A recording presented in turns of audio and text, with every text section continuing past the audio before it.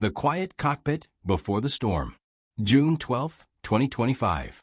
Ahmedabad airport was buzzing as usual. The monsoon season had begun creeping in, thick clouds, damp wind, the usual turbulence warnings.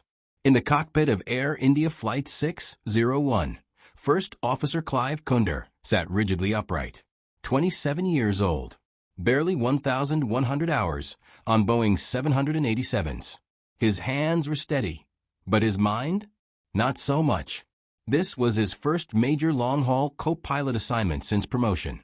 And beside him sat Captain Sumit Sabharwal, a 52-year-old veteran pilot with 12,000 hours logged. Known for his stern demeanor and no-nonsense attitude.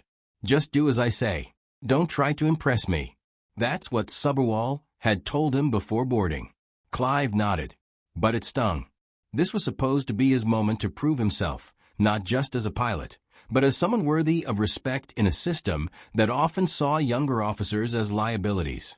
The 32 seconds that changed everything. At 6:12 a.m., the plane lifted off from the runway. Seconds into the climb, a sudden silence pierced the cabin. No engine roar. No thrust. Engine pressure dropping left and right. Both engines had stopped receiving fuel. At the very moment they needed maximum power. The Boeing 787 was now a 240-ton glider over an urban area.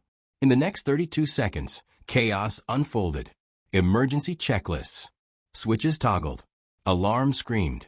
Restart failed, fuel cut off. Clive's voice trembled. Sabharwal said nothing, just barked instructions. Focus on the damn airspeed. And then it was over. The plane nosed down, clipped the edge of a tenement building, and exploded. 241 people died. Only one survived, a cabin crew member in the rear lavatory, protected by structural debris. The blame begins. In the hours that followed, the media spun the narrative fast. Inexperienced co-pilot Clive Kunder was flying the aircraft. Human error suspected. Fuel management failure. Clive was dead. And dead men can't defend themselves. But what the headlines didn't say, what they conveniently skipped, was this. Someone had manually turned both engine fuel switches to cut off just after takeoff. This wasn't a system failure. This wasn't weather. This was human intervention. So, who touched the switches? The preliminary report didn't say. But one flight engineer, let's call her Priya, who assisted with aircraft system design, had her doubts. And her curiosity was about to trigger something big. The turning point. Whispers in the hangar. Priya couldn't shake it. Why would a pilot, seconds after takeoff, cut off fuel to both engines? It makes no procedural sense. She combed internal simulator training logs. She found that in March, during a night simulator drill, Sabharwal had made the same mistake, accidentally flipping the fuel cutoff switches during takeoff. It had been marked as a training glitch and buried. She pulled the cockpit voice recorder logs. Her access was unofficial, but her friend in avionics owed her a favor.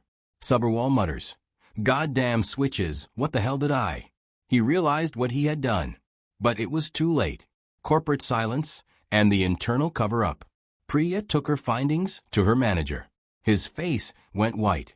"We can't put this in writing. Do you know what this would do to the company? The lawsuits? The political fire?" She was told to shut it down. That Clive's record was already being cited as evidence of poor training standards. They'd take the insurance hit. They'd issue apologies. But they wouldn't touch the captain's reputation. Why? Because he was well-connected. An executive training consultant. A veteran with ties to aviation regulators. "Clive's gone," one board member said in a private call. "Let it lie." The plan, truth as revenge. But Priya couldn't let it lie. Clive had been blamed for something he didn't do. A 27-year-old pilot who died trying to save the lives of his passengers. And the man who cut the switches walked free. So she leaked the CVR transcript anonymously to an aviation journalist on Reddit with a reputation for breaking corporate aviation scandals. Then she sent the simulator logs, the March training files, the internal emails. Within 48 hours, it exploded. The fallout. New recording suggests veteran pilot Sabharwal cut engine fuel. Internal documents contradict Air India's official statement. Was a young pilot sacrificed to protect a legacy? The Indian Civil Aviation Ministry launched a second investigation. Sabharwal's license was posthumously suspended. Air India executives were called before Parliament. And most importantly, Clive's name was cleared. His family received an apology. His fiancée, who hadn't been able to sleep since the crash, stood outside a press conference and said, "He died a hero. Now the world knows it."